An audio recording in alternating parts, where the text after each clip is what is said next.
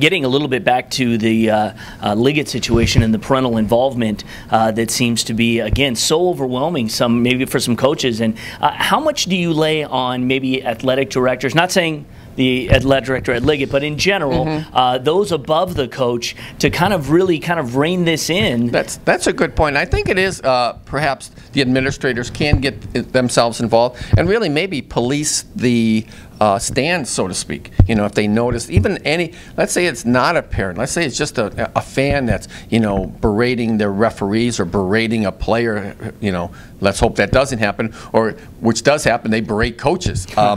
And if it gets too out of hand, granted, there's going to be some disgruntled fans saying, oh, that's a bad call, or why don't you put that kid in? You hear that all the time. I think you got to kind of smooth that over. But if they're really being rough on the edges, I think you got to police that.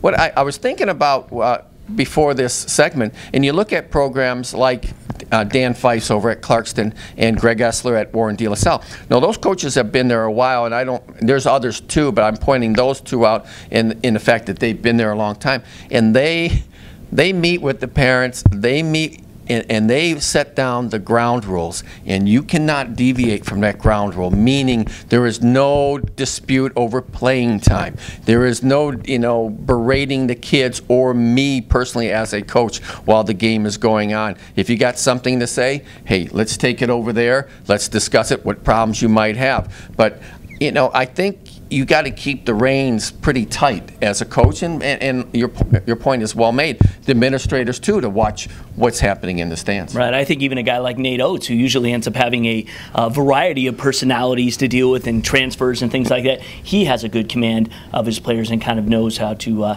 keep things on the sideline. Yes. Should they be involved. Well, I know Nate pretty good. I know you do too, yeah.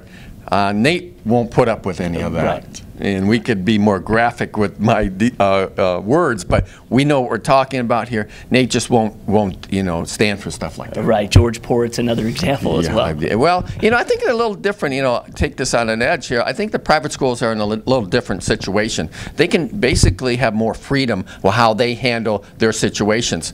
I think public schools, with school boards and being a public institution, I think they're a little more limited on maybe perhaps the discipline they can set forth.